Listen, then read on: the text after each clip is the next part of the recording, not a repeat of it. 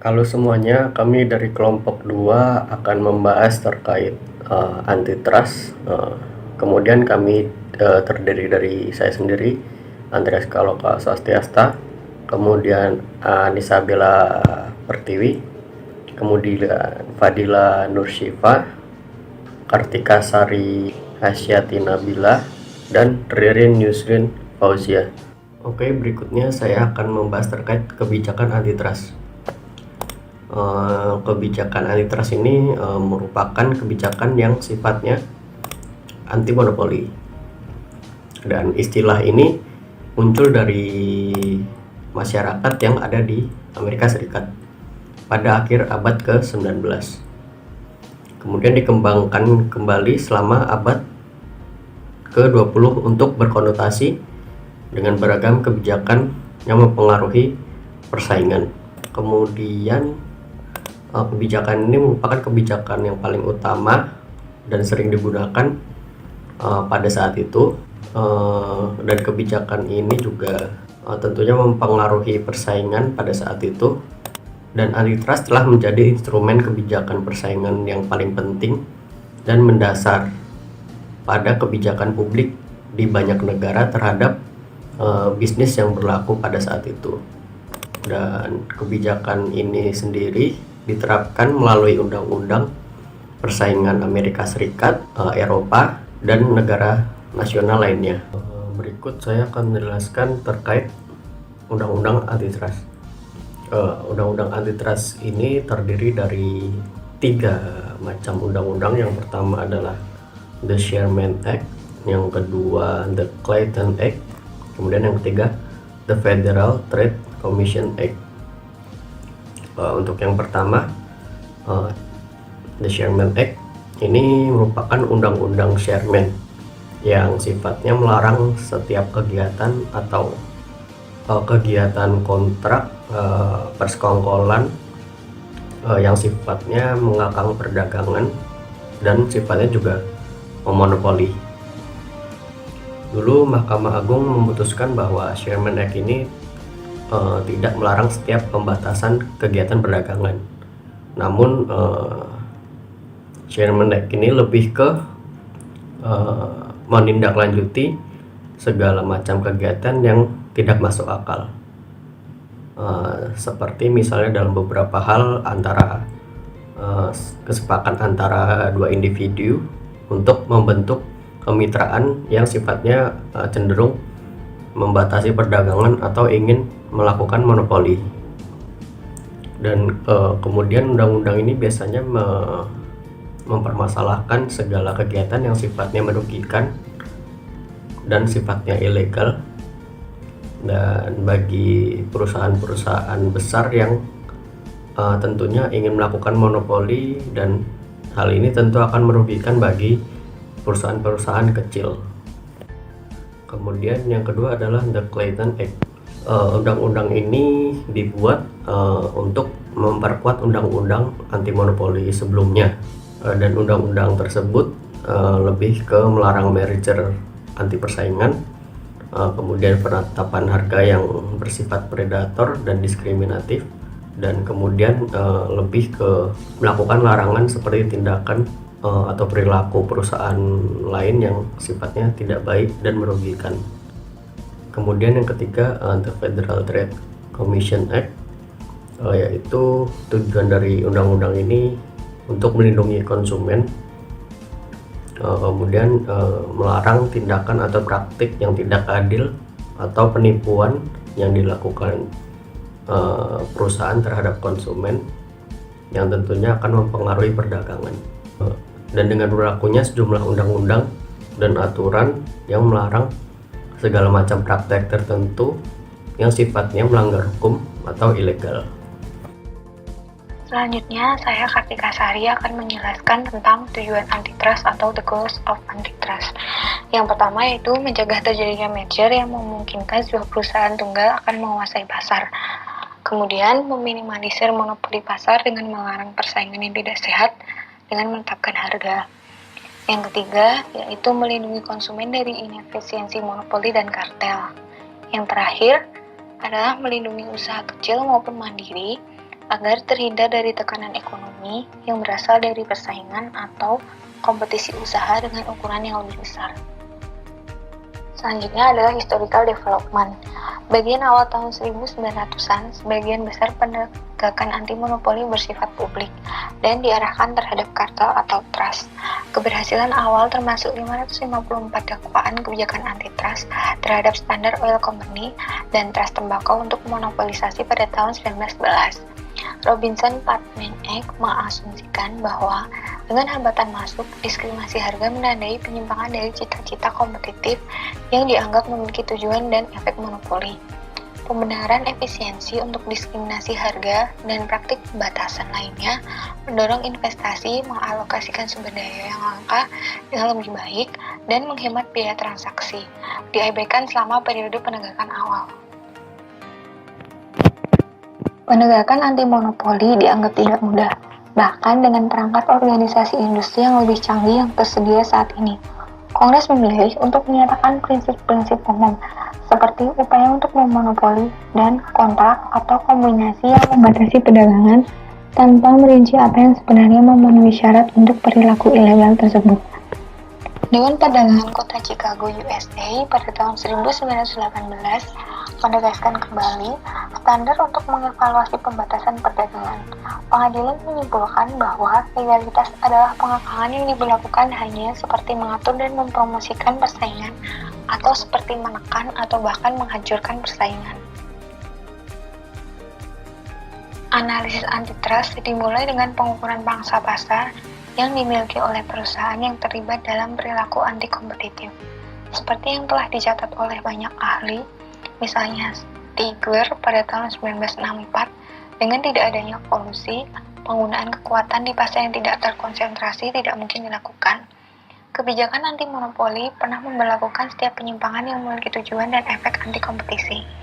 Kritik terhadap peraturan tersebut berkurang ketika para ekonom mulai menghargai pentingnya efisiensi yang terkait dengan berbagai praktik kontrak.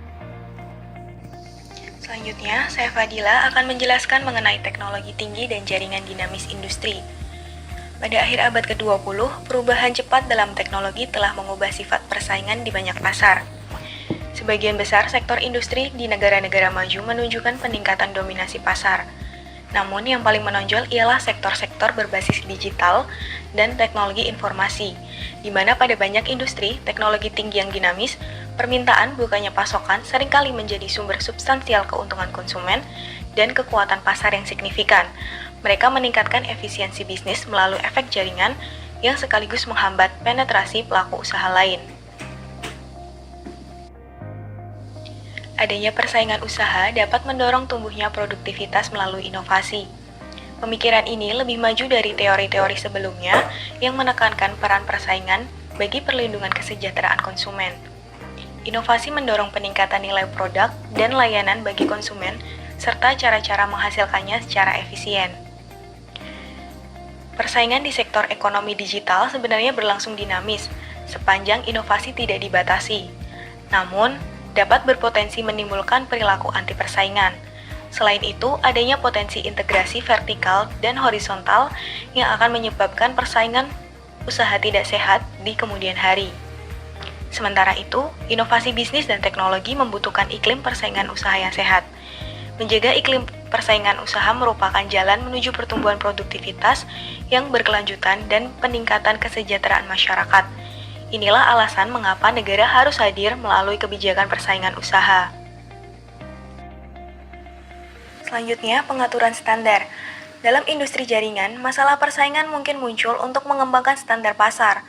Perusahaan dominan bisa jadi memiliki insentif untuk mengadopsi strategi kompetitif yang mendukung satu standar dengan mencegah produk pesaing mencapai kompatibilitas.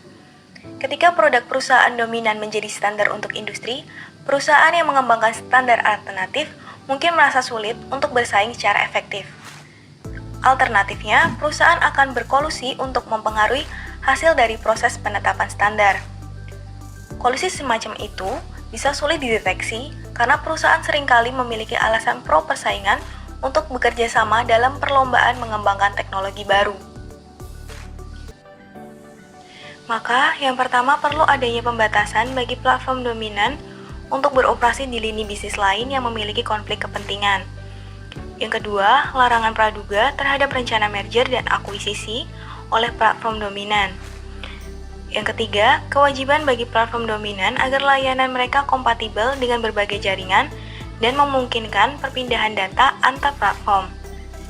Yang keempat, penegasan larangan monopoli melalui praktik predatory pricing dan predatory buying, serta larangan penyalahgunaan posisi dominan pada kontrak kemitraan. Saya Anissa Bella akan menjelaskan tentang leveraging dan international antitrust. Leveraging terjadi ketika perusahaan menggunakan keuntungannya dari beroperasi di satu pasar, dengan tujuan untuk mendapatkan keuntungan dalam menjual ke satu atau lebih pasar yang umumnya terkait. Biasanya terjadi pada perusahaan dalam industri jaringan, karena berbagai alasan yang dapat membuat pro-kompetitif dan anti-kompetitif. Leverage bisa menjadi anti-kompetitif jika berfungsi sebagai mekanisme di mana perusahaan dominan mampu menaikkan biaya pesaingnya di pasar. Di sisi lain, leverage dapat dilihat sebagai bentuk integrasi vertikal, di mana sebuah perusahaan dapat meningkatkan sistem distribusinya dan meningkatkan kualitas produknya. Antitrust internasional. Munculnya pasar global menimbulkan masalah kebijakan antitrust yang signifikan. Perdagangan bebas cenderung akan menciptakan peluang yang lebih besar untuk menggabungkan atau perusahaan yang bekerja sama untuk menghasilkan efisiensi yang substansial. Tetapi di sisi lain, perjanjian penetapan harga secara internasional lebih sulit. Pada tahun 1990-an, peneliti melihat adanya peningkatan signifikan dalam penuntutan konspirasi penetapan harga internasional. Seperti pada tahun 1998, Departemen Kehakiman mengumpulkan denda pidana lebih dari $1 miliar yang berasal dari industri vitamin. Internasional antitrust menimbulkan sejumlah masalah yurisdiksi dan implementasi yang sulit untuk semua negara penegak antitrust. Seperti halnya jika kasus itu terjadi di negara lain, maka harus ada kerjasama antara dua negara dengan melibatkan penegak hukum internasional. Pada tahun 1998, Organisasi untuk Kerjasama dalam Ekonomi dan Pembangunan secara resmi merekomendasikan agar negara-negara anggotanya bekerja sama dalam menegakkan hukum terhadap kartel internasional. Organisasi Perdagangan Dunia akan berperan dalam mendorong kerjasama atau menyelesaikan permasalahan antitrust.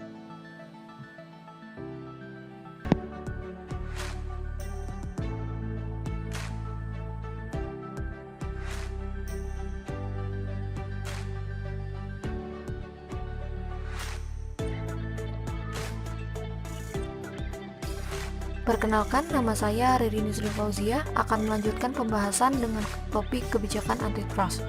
Lebih lanjut, saya akan memaparkan mengenai adanya persaingan usaha yang tidak sehat dalam produk air minum dalam kemasan yang melibatkan dua produsen besar, yaitu PT Tirta Presindo Jaya dengan Le Mineral sebagai produknya dan PT Tirta Investama berikut distributornya, yaitu PT Balina Agung Perkasa dengan produknya yaitu Aqua.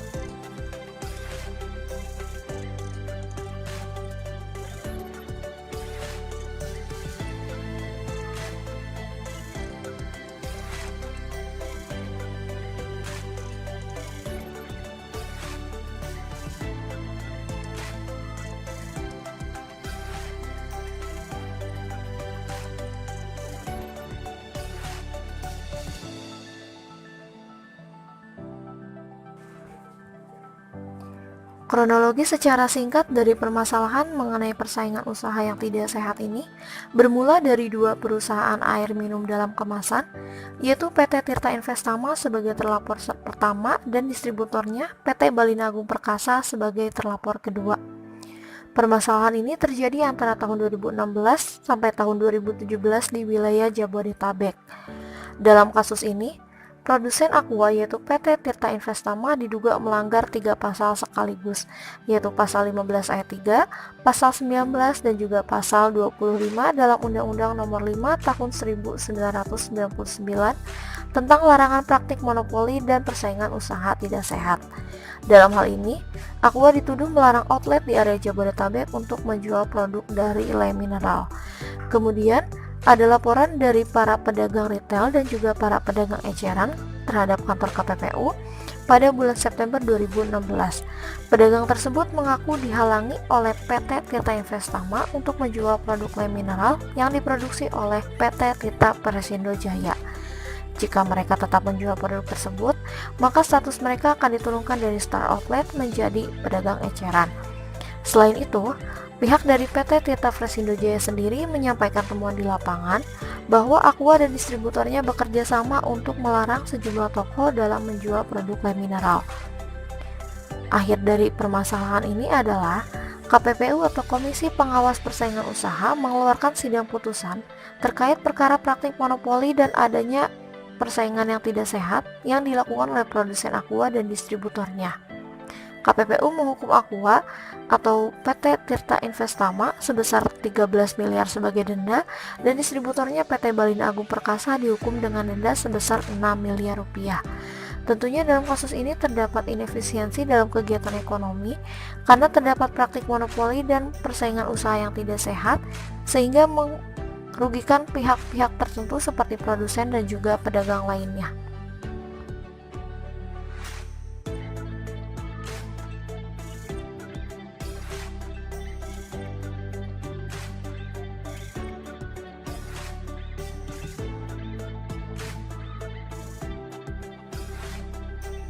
Berdasarkan pada pemaparan yang telah disampaikan mengenai kebijakan antitrust dan juga permasalahan dari perusahaan air minum dalam kemasan karena adanya ketidakefisienan dalam kegiatan ekonomi. Kebijakan antitrust sendiri telah mengalami perkembangan terutama pada abad ke-20 karena pada masa itu terjadi perubahan yang cukup signifikan dalam bidang teknologi sehingga hal ini berdampak pada sifat persaingan industri dalam pasar. Dapat disimpulkan bahwa kebijakan antitrust ditujukan untuk melakukan perlindungan terhadap pelaku kegiatan ekonomi, baik itu produsen maupun konsumen dari adanya unfair business competition, yang mencakup praktik monopoli, kartel, dan juga merger. Mengenai hal ini juga tertuang dalam peraturan perundang-undangan kebijakan antitrust, mulai dari Sherman, Clayton, sampai pada kebijakan Federal Trade Commission. Sekian pemaparan materi dari kelompok kami. Mohon maaf apabila masih terdapat banyak kekurangan dan juga kesalahan. Atas perhatiannya kami ucapkan terima kasih.